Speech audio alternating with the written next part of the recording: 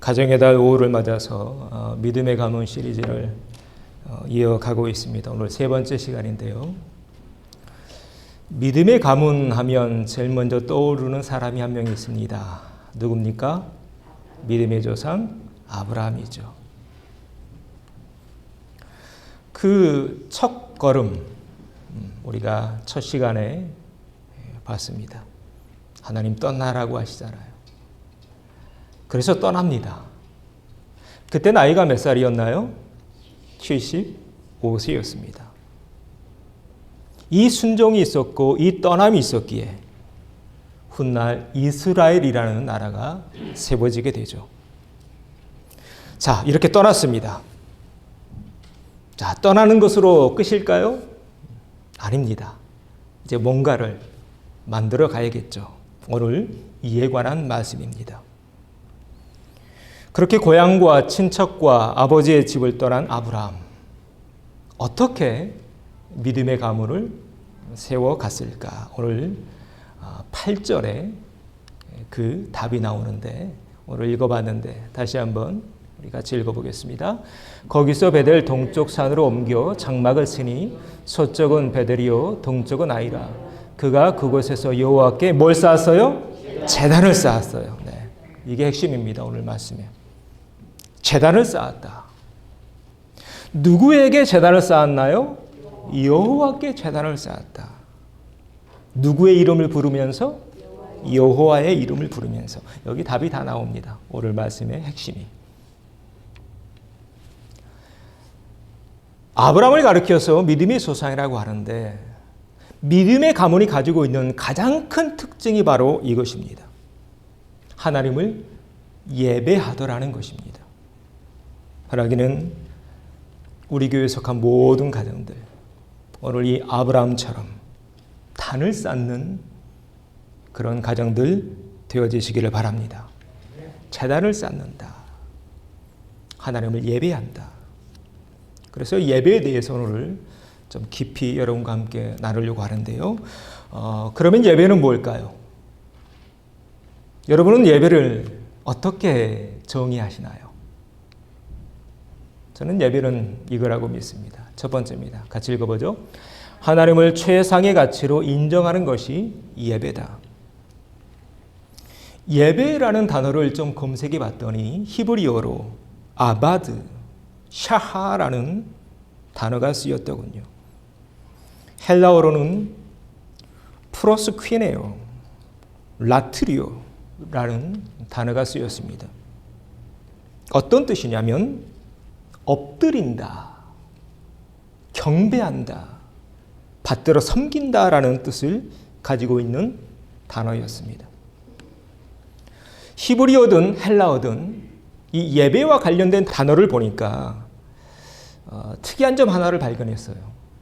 뭐가 특이하냐면 이 단어들은 종이 주인을 섬길 때 사용되는 단어들이더라는 것입니다. 종이 주인을 어떻게 섬기나요? 무릎 꿇어 섬깁니다. 엎드려 섬깁니다. 그래서 우리가 동방박사 이야기 잘 아시죠? 아기 예수님을 찾아봤어요. 어머니 마리아를 만났네요. 자, 보고 어떻게 하고 있나요? 엎드렸다. 그림에도 나오죠? 지금 아기 예수님께 엎드리고 있습니다. 여러분, 이것이 예배입니다. 예배는 나 자신을 땅바닥에 바짝 엎드리는 것. 이것이 예배입니다. 무엇을 의미하나요?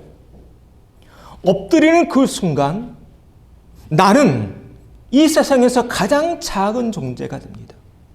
반대로 나의 엎드림을 받는 대상은 가장 크고 높은 대상이 되죠.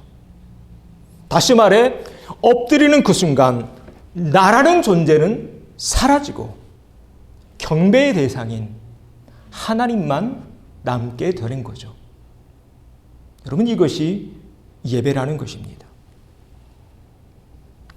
이 대목에서 우리는 이제 명확히 알게 됩니다. 무엇이 예배고 무엇이 예배가 아닌지, 자, 예를 하나 더 볼까요? 두 사람이 하나님께 예배드리러 성전에 올라가고 있습니다. 누구와 누구나요? 바리새인과 세리입니다. 자, 그런데 바리새인은 이렇게 기도하죠. 하나님이여, 나는 다른 사람들과 토색 불이 가늠하는 자들과 같지 아니하고 이 세리와도 같지 아니함을 감사하나이다. 나는 일에 2번 금식하고 또 소득의 11조를 드리나이다. 이렇게 하나님께 예배합니다. 자, 그런데 이 감사 하나님이 받으실까요? 이 기도 하나님이 들으실까요? 이 봉사, 이 11조 하나님이 기뻐하실까요? 그렇지 않으십니다. 하나님 받지 않으셔요. 왜 바리새인의 이 기도와 예배는 받지 아니하셨을까요? 이 기도에서 하나님이 보이나요? 하나님은 안 보이고 누구만 보입니까? 나만 보입니다.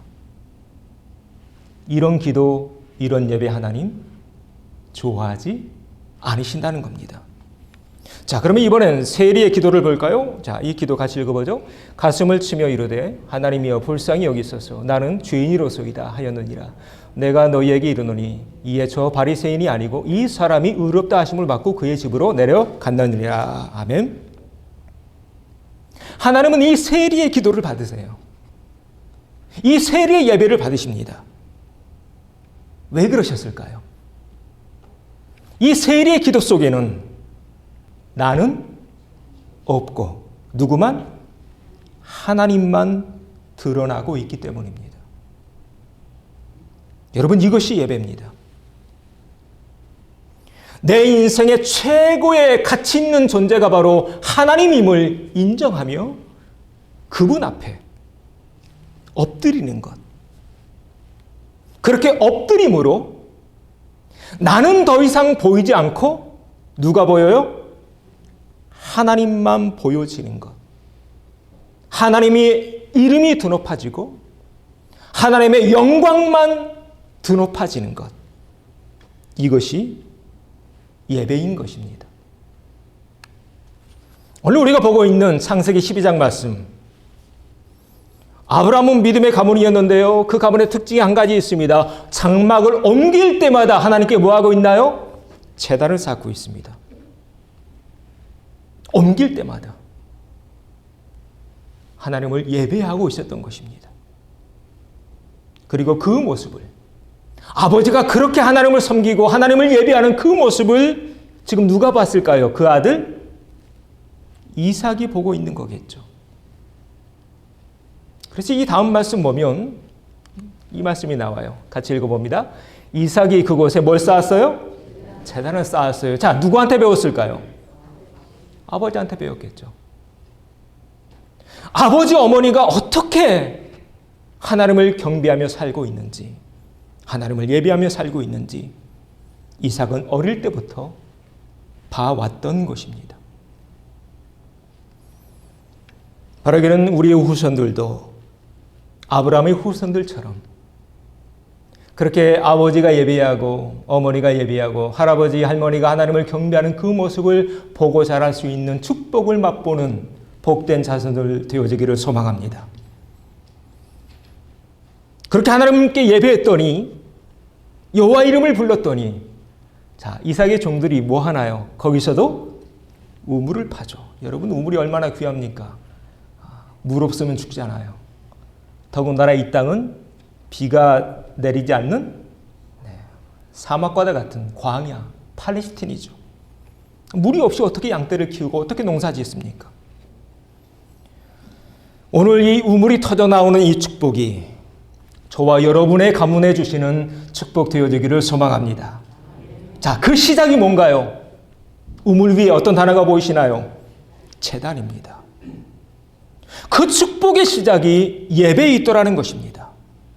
아브라함이 이삭에게 물려줬던 건 단 한 가지였습니다. 바로 하나님을 예배하는 법, 하나님을 경배하는 법, 어떻게 하나님을 섬기며 살 것인가를 아브라함은 후손들에게 삶으로 보여줬죠. 그랬더니 그 후손들 땅을 팔 때마다 우물이 터져 나오죠.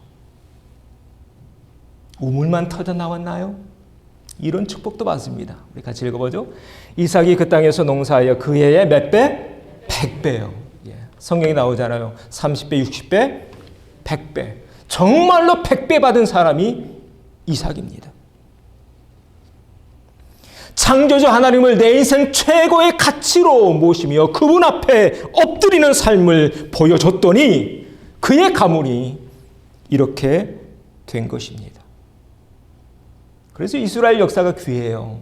이스라엘 역사가 우리에게 보여주는 메시지가 있습니다. 그 메시지는 뭐냐면 수많은 민족들이 이스라엘 민족을 멸망시키려고 했죠. 그렇죠? 그런데 어떻게 되었나요? 이스라엘을 멸망시키려고 했던 그 민족들이 오히려 멸망당하고 맙니다. 그리고 지금도 여전히 이스라엘은 건재하죠. 하나님의 약속은 진짜라는 것.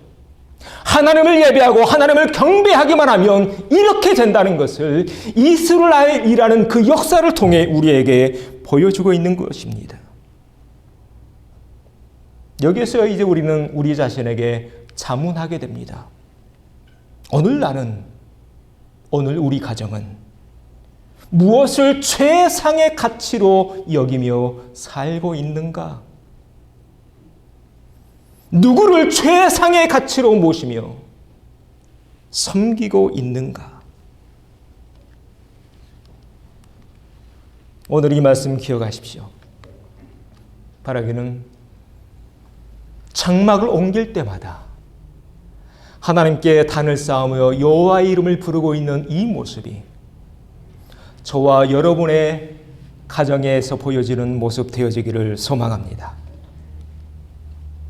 이것이 아브라함의 인생이 우리에게 주는 가장 강력한 메시지예요. 하나님을 예배했더니 그의 후손들이 이렇게 되더라. 내 인생 최고의 가치는 누구인가? 무엇인가? 그 정점이 무엇인가요? 그 정점이 이 모리아 산이죠. 자, 모리아 산에서 아브라함이 누구를 바치나요? 아들 이삭을 바치죠. 하나님이 이삭 바치라고 했잖아요. 자, 그런데 여기서 그러면 하나님은 왜 하나밖에 없는 아들 이삭을 바치라고 했을까요? 여러분 창세기 그 말씀 읽으면서 이런 의문 들지 않았습니까? 그러려면 뭐하러 주셨지? 다시 가져가실 거면. 여러분 하나님은 왜 아브라함에게 모리아 산에서 아들 이삭을 바치라고 했을까요? 이유는 간단합니다. 하나님은 지금 보고 싶으셨던 거예요. 자, 뭐 하고 싶으셨다고요? 보고 싶으셨어요. 뭘 보고 싶으셨을까요? 아브라함의 중심이요. 아브라함에게 있어서 최상의 가치가 누구인지, 아브라함에게 있어서 하나님이라는 존재는 어떤 존재인지 하나님은 보고 싶으셨던 것입니다. 그렇게 아브라함이 인생의 최고의 가치가 바로 하나님임을 이 모리아 산에서 다시 보여드렸을 때 하나님은 뭐 하셨나요? 하나님은 미리 준비하고 계셨죠. 동물 한 마리. 순양을 미리 준비해 놓고 계셨습니다. 그래서 그 순양으로 아들 이삭과 함께 하나님께 제사 드리고 이 모리아 산에서 내려오게 되죠. 훗날 이 모리아 산은 예루살렘이 됩니다. 아브라함이 아들 이삭을 바치려고 했던 그 모리아 산 그 터가 훗날 다윗이 사게 되죠. 그리고 그 터 위에 예루살렘 성전이 세워지게 됩니다. 그래서 이 사건을 통해 나오게 된 히브리어 단어 하나가 있습니다. 바로 이 단어입니다. 어떤 단어인가요? 여호와 이레. 무슨 뜻입니까? 하나님이 준비하신다. 하나님이 예비하신다. 이런 뜻입니다. 하나님의 약속인 거예요. 너희들이 나를 이렇게 여기고 있구나. 정말이구나. 아브라함 너희 가문은. 너희 가문에 있어서 최고의 가치는 바로 나 여호와라는 것을 이제 내가 봤어. 그래서 너희에게 이런 축복을 줄 거야. 그 축복이 뭐예요? 여호와 이레라는 축복입니다. 바라기는 이 축복이 우리에게 주시는 동일한 축복 되어지기를 소망합니다.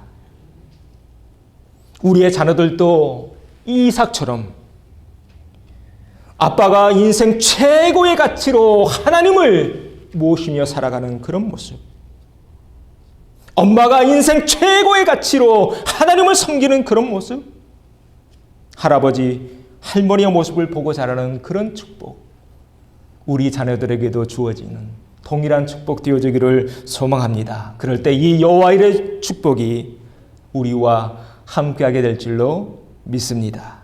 자, 이 시간 함께 한번 따라서 해보시죠. 이렇게 고백하겠습니다. 하나님이 내 인생 최고의 가치십니다.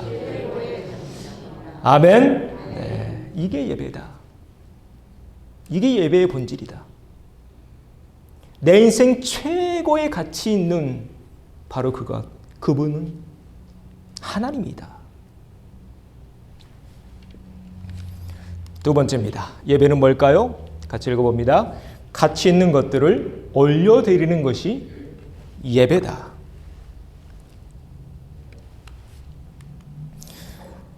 영어로 예배를 worship이라고 합니다. 단어를 좀 풀이해 봤더니 worth, 가치라는 뜻이죠. 쉬핑한다고 하죠. 실어 나르다, 보낸다 이런 뜻입니다. 예배는 그래서 뭐냐면 내 인생의 최고로 가치 있는 그분에게 내 삶 속에 있는 가치 있는 것들을 올려드리는 것, 이것이 예배입니다. 그래서 동방박사의 모습을 볼까요? 동방박사들이 엎드리기만 했나요? 아닙니다. 뭘 드리죠? 황금과 유황과 몰약을 드립니다. 자, 왜 그러면 이 동방박사들은 황금과 유황과 몰약을 드렸을까요? 이유는 단순합니다. 그것들이 이 시대에 가장 가치 있는 것들이었기 때문입니다. 자, 그렇다면 이 장면을 보면서 이제 우리는 우리 자신에게 자문하게 됩니다. 오늘 나의 상황에서, 나의 현재에서 가장 가치 있는 것들은 어떤 것들인가? 예배는 그렇게 가치 있는 것들을 하나님께 올려드리는 것이라고 하는데, 오늘 나는 하나님께 무엇을 올려드리고 있는가? 황금이 중요하다는 것이 아닙니다. 유황도 중요하지 않습니다. 몰약이 중요한 것도 아닙니다. 중요한 것은 뭐냐면 그것이 무엇이든지 어떤 것이든지 그 속에 내 삶의 무게가 담겨 있는가가 중요합니다. 자, 뭐가 중요하다고요? 내 삶에 무게가 담겨 있는가, 담겨 있지 않는가. 하루는 예수님 헌금함 옆에 앉아 계셨습니다. 부자들도 나와서 헌금을 드리고 가난한 과부도 헌금하고 있네요. 자, 가난한 과부 얼마를 드렸나요?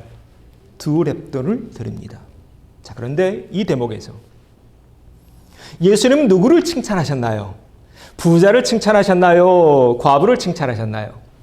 과부를 칭찬하십니다. 왜일까요? 여러분 좀 생각해 보셔야 됩니다. 왜 많은 돈을 하나님께 드린 헌금한 부자를 칭찬하지 않고 과부의 헌금을 칭찬하셨을까? 이유가 여기 있습니다. 우리 같이 읽어보죠. 이 가난한 과부는 헌금함에 넣는 모든 사람보다 많이 넣었도다. 그들은 다 풍족한 중에서 넣었거니와 이 과부는 그 가난한 중에서 자기의 모든 소유 곧 생활비 전부를 넣었느니라. 이것 때문입니다. 부자가 드리고 있는 헌금의 무게와 과부가 드리고 있는 헌금의 무게가 달랐던 것입니다. 부자에게 있어서 2렙돈은 아이들에게 주는 푼돈에 불과할지 모르지만 이 과부에게 있어서는 뭔가요? 생활비 전부입니다. 그 헌금에 담긴 삶의 무게가 달랐던 것입니다. 자, 이 과부 그러면 어떻게 되었을까요? 그달 생활비 전부를 다 넣어버렸네요. 헌금함에. 굶어 죽었을까요? 네. 굶어 죽고 말았다면 이 과부의 이야기가 성경에 실리지 못했겠죠. 이와 비슷한 이야기가 구약에도 나옵니다. 엘리야가 시돈 지방에 살고 있는 사렙다 과부를 찾아갑니다. 여러분 들어보셨죠? 네, 사렙다 과부.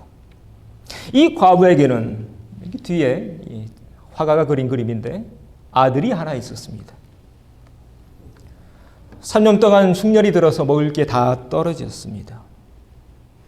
마지막 먹을 식량이었습니다. 이 과부는 아들과 함께 그 마지막 남은 밀가루로 전 부쳐 먹고 생을 마감할 생각이었습니다. 그런데 엘리야가 찾아와서 나 밥 좀 다오 그런 거예요. 자, 이때 이 사렙다 과부 어떻게 했나요?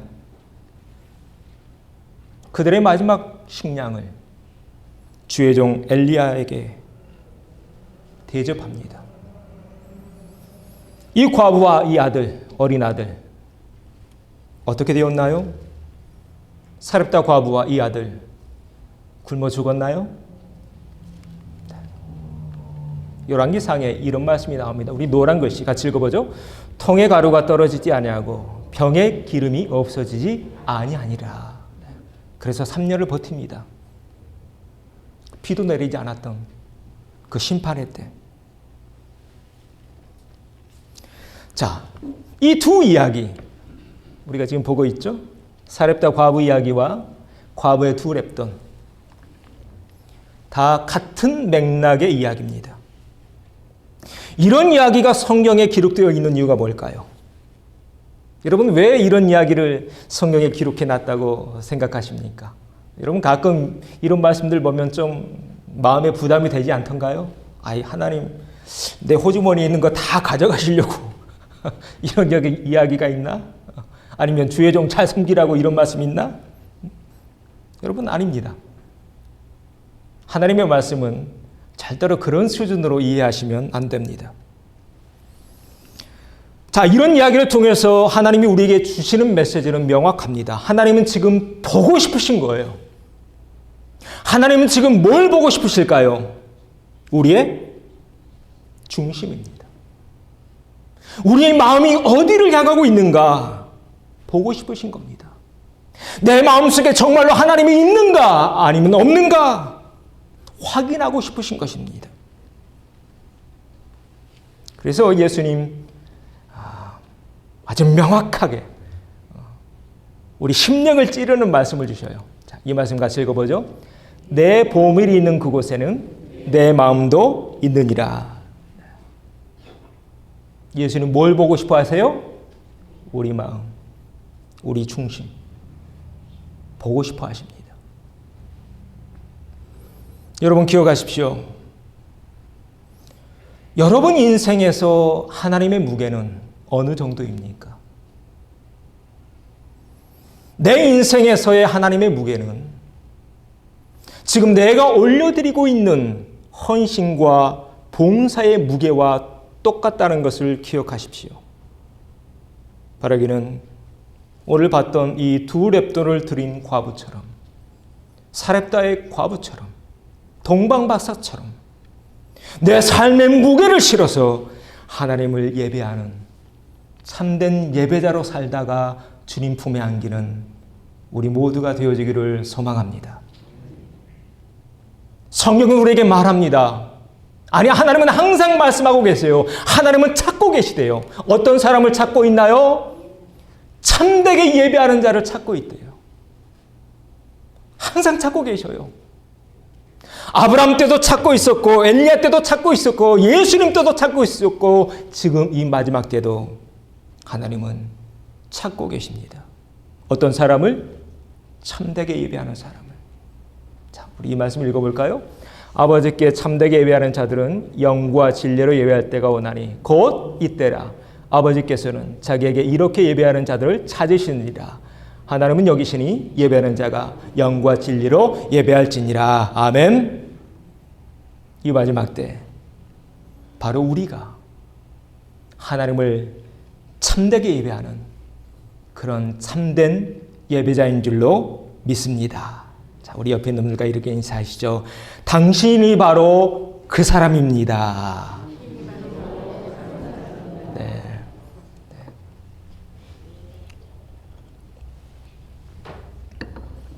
그렇기에 오늘 이렇게 나오신 거겠죠. 네. 그렇지 않는 사람들은 지금 다 세상에 있습니다. 아니면 침대에 있든지. 주님이 오시는 그날까지 그렇게 참되게 예배하는 우리가 되어야 할 줄로 믿습니다. 자, 마지막으로 나누고 싶은 주제가 하나 있습니다. 그렇게 하나님을 참되게 예배하는 삶을 살게 되면 그러면 나에게 어떤 유익이 있을까요? 하나님은 왜 우리에게 하나님을 예배하는 삶을 살라고 말씀하시는 것일까? 세 번째입니다. 그렇게 예배하면요, 세 번째, 가치 있는 삶을 살게 된다. 이것이 하나님을 예배하는 사람들이 받게 되는 최고의 축복입니다. 하나님을 내 인생 최고의 가치로 인정하고 그러면서 내 생에 가치 있는 것들로 하나님 올려드릴 때 하나님은 우리를 이 세상에서 가치 있는 삶으로 빛나는 삶으로 인도하신다는 것입니다. 여러분 믿으십니까? 가치 있는 삶, 빛난 삶으로 우리를 인도하신다. 그 예가 요한계시록에 나옵니다. 요한계시록에 24장로가 나오죠. 엎드려서 경배합니다. 그런데 자신들의 뭘 내려놓나요? 자신들의 관을 보좌 앞에 바칩니다. 자, 이렇게 자신들의 관을 내려놓고 경배하고 있는데 이 관은 어떻게 해서 얻은 관인가요?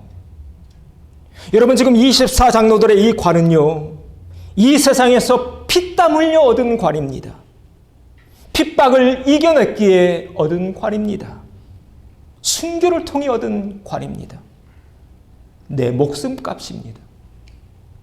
그런데 그것을 하나님의 보좌 앞에 내려놓고 있는 것입니다. 왜 그랬을까요? 오늘 말씀에 답이 있습니다. 그것이 합당하기 때문에 그렇습니다. 그러면 왜 그것이 합당한 것일까요? 바로 이것 때문입니다.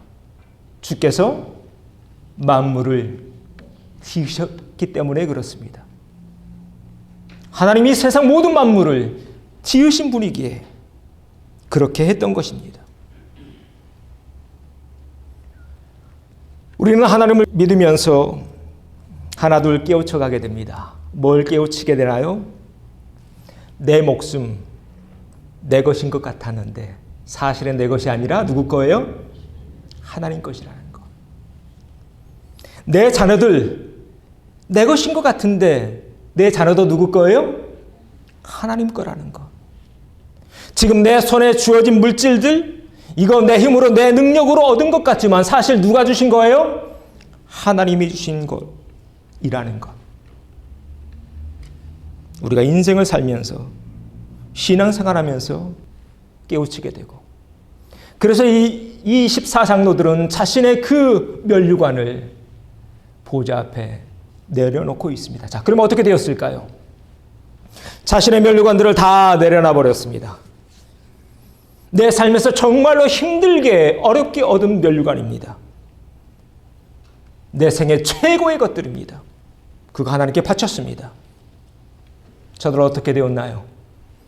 하나님 그거 꿀꺽 삼키시고 입 씻으셨나요? 네. 사람들은 그럴 때 많지만 하나님은 결코 그런 분이 아니시죠. 하나님은 그들에게 이렇게 갚아주십니다. 같이 읽어보죠. 그 성의 성곽에는 12 기초석이 있고 그 위에는 어린 양의 12 사도의 12 이름이 있더라. 이름을 박아주세요. 이름을 박아주세요. 구약의 12지파, 신약의 12제자, 그래서 24장로가 되는데요. 그들의 이름을 예루살렘 성에 박아주세요. 그렇게 자신들의 면류관을 하나님께 드렸더니, 바쳤더니. 더 구체적으로 저들에겐 이런 미래가 허락됩니다. 자, 마태복음 19장에 이제 예수님이 제자들에게 하신 말씀인데 우리 이 말씀 읽어보겠습니다. 예수께서 이르시되 내가 진실로 너에게 이르노니 세상이 새롭게 되어 인자가 자기 영광의 보좌에 앉을 때에 나를 따르는 너희도 12 보좌에 앉아 이스라엘 12지파를 심판하리라. 이런 권세를 약속하십니다. 하나님을 내 인생 최상의 가치로 인정하며 내 생에 가치 있는 것들을 하나님께 올려드리는 삶을 살게 될 때 이런 미래가 우리에게 약속된다는 것입니다. 오를 보고 있는 아브라함의 인생도 마찬가지입니다. 아브라함의 인생은 이렇게 풀려가게 됩니다. 그리고 정말로 이렇게 되죠. 자, 이 말씀 같이 읽습니다.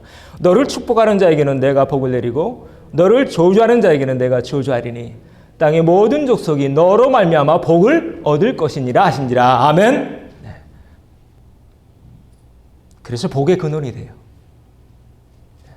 네가 바로 복이야. 그래서 이 땅의 복의 시작이 누구로부터 시작하고 있나요? 아브라함으로부터 시작됩니다. 여러분 복 받고 싶으시면 이 사실부터 명확히 정리하셔야 됩니다. 복은 누구로부터 시작해요? 아브라함으로부터 시작된다. 이 말씀 있잖아요. 네가 바로 복이야. 네가 바로 시작이야.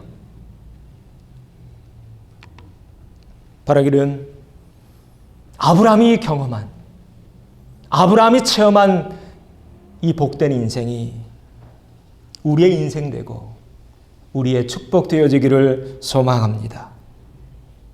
아니, 우리는 이미 하나님의 이 복을 받은 복된 족속인 줄로 믿습니다. 왜인가요? 혈과 육으로는 우리는 아브라함의 후손이 아닙니다. 그러나 영으로는 이미 아브라함의 후손이 되었기 때문입니다. 이에 대해서 바울은 로마서에서 이렇게 풀이하고 있더군요. 자, 이 말씀 같이 읽어보죠. 내가 원 돌 감람나무에서 찍힘을 받고 본성을 거슬러 좋은 감람나무에 젖붙임을 받았으니, 자, 우리가 젖붙임 받았대요. 원래는 돌 감람나무였는데 이제는 좋은 감람나무로. 어떻게 해서 이렇게 젖붙임 되었나요? 누구의 피로? 예수님의 피로. 예수님의 공로로 이렇게 되었다는 것입니다. 그래서 창세기에서 하나님이 약속하신 그 축복이 우리의 축복이 된 것입니다. 할렐루야. 그래서 아브라함의 축복이 오늘 이 시대까지 이어져 오고 있다. 이 시간 함께 믿음으로 고백하면 좋겠습니다. 따라서 합니다. 나는 이미 복받은 사람입니다. 이렇게 인사하시죠. 당신은 이미 복받았습니다.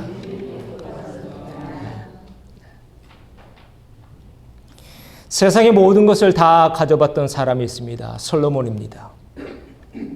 솔로몬은 그의 후손들에게 이런 유언을 남기고 떠납니다. 그의 마지막 유언인데요.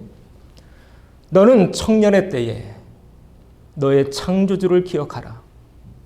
그 공고한 날이 이르기 전에, 나는 아무 낙이 없다고 할 해들이 가깝기 전에, 해와 빛과 달과 별들이 어둡기 전에, 비 뒤에 구름이 다시 일어나기 전에 그리하라.